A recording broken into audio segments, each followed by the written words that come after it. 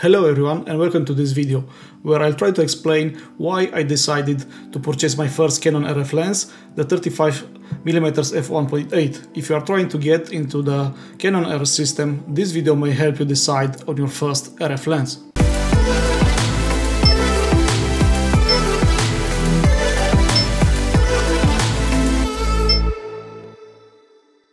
When I ordered this lens something like 3 months ago, this lens was one of the cheapest RF lens on the market, alongside the Canon R6 kit lens, the 24mm to 105mm f4 to f7.1. The price was around $450 US. It's not the cheapest Canon RF lens anymore, because Canon released a few weeks ago the new Nifty 50, the 50mm f1.8, which is priced around $200 US. But that one is not wide enough for my needs, and also doesn't have image stabilization nor macro capabilities. First and foremost, let's talk about build quality. You shouldn't expect a very high build quality from this lens, because this lens is only $450 US. The other lens, the high-end lens from Canon, are priced around 4 or 5 times more expensive than this one, the USM lenses I'm talking about. But this one comes in a really nice box from Canon with the Canon logo all over the place, and inside there is just one protection bag and one plastic bag, and that's all. Here is the lens. So as I said, the build quality of this lens is not that great. It's made from plastic, but it doesn't look like a cheap plastic. The mount is made from metal. It doesn't come with a lens hood, so you have to buy it separately, and it doesn't have water sealing. So you have to pay attention, because even though Canon R5 and R6 have water sealing, this lens doesn't have, so you have to keep it away from the water. Next, let's talk about focus. The focus on photo mode, it's quite noisy, because it's trying to focus very quick. If you switch it on the video mode, the autofocus is not so quick anymore, and also the noise is lower. The autofocus is incredible. Canon and Sony, they have the best autofocus on the market. This lens, together with the R6, is able to track my eyes even though I have glasses. I'm not sure if you're able to see in this video, but this lens, together with the Canon R6, is able to find and track the eye of the fish in my fish tank, which I think is really cool. Now let's talk about filters.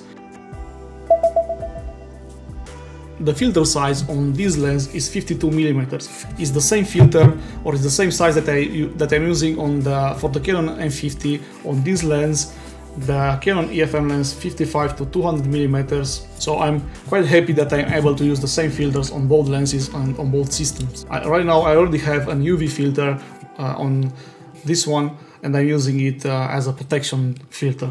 Macro capabilities. What is this macro capabilities? Well, with this lens you can focus as close as 17 cm to your subject. Even though it's not a real macro lens, it really does a good job.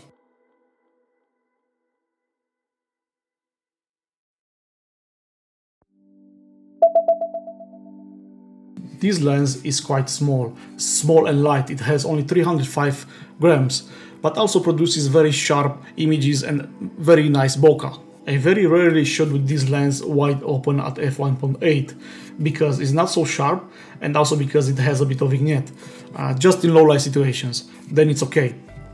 Most of the time I'm using it between f2.8 and f8, and between these two focal lengths produces very sharp images. Now let's watch a short video that I shot with the Canon R6 and this 35mm f1.8, just for you to make an opinion about the video that comes out of R6 with this lens. I didn't color grade it at all. I shot it on the neutral profile, so enjoy it.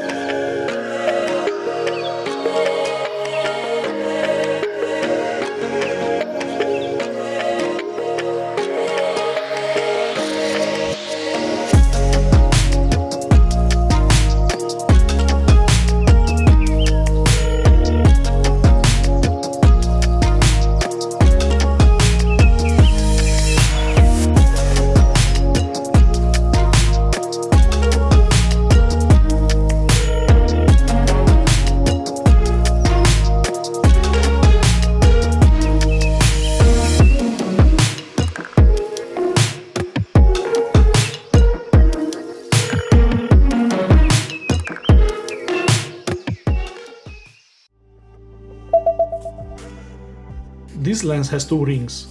One is for manual focus, and I find it very smooth, I like it. And the other one is the ring that any RF lens has, and this one you can configure it from the menu, from your camera, and you can configure it to change the ISO or maybe the aperture. On the side here there are two switch buttons. One switches between autofocus and manual focus, and the other one switches off or on the image stabilization. This one switches on or off the image stabilization not only on your lens but also in your body if you have a camera that has IBIS like R6 or R5. In my opinion, Canon RF 35mm f1.8 is a great general purpose lens and is the best choice as the first lens if you want to get into the Canon R system. This lens could be used for landscape photography, street photography, architecture, not so much as a portrait lens, even though I saw many YouTubers using it for portrait photography. It can also be used for astrophotography, so this was my beginner tutorial about Canon RF 35mm f1.8. If you want to find more details about this lens, I will put in the description below links to 3 YouTubers that did a more in-depth analysis of this lens. If you found this video useful, you may want to hit the like button and subscribe to this channel. See you in the next one. Take care.